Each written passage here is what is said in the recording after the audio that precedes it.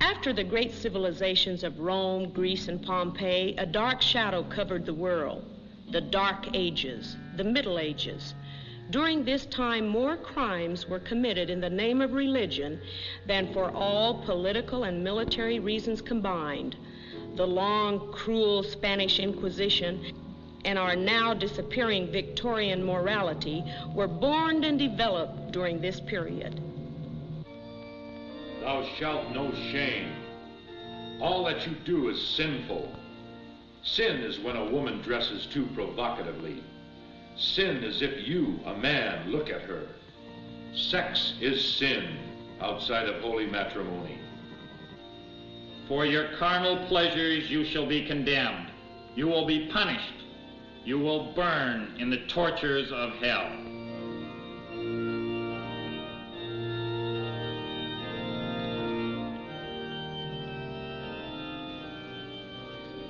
The pleasures of the flesh offend God. You must repent. You are doing wrong. All this sounds just too familiar, doesn't it?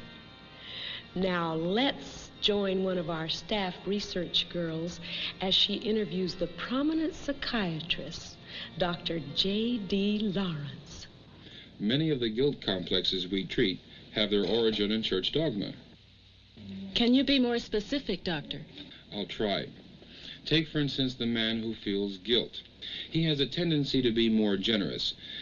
For example, the unfaithful husband who buys his wife a mink coat or a diamond ring.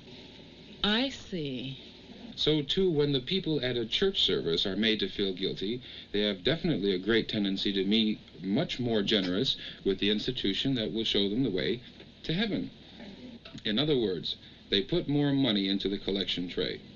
You do realize that religion is the best organized, tax-free business in the world. What do they give for the money they receive? What does it cost them to give it? Nothing. Absolutely nothing. Are you against religion, Doctor? Not at all. But I am against those statements and accusations made against perfectly normal people. These statements are very harmful because they are contrary to the laws of nature.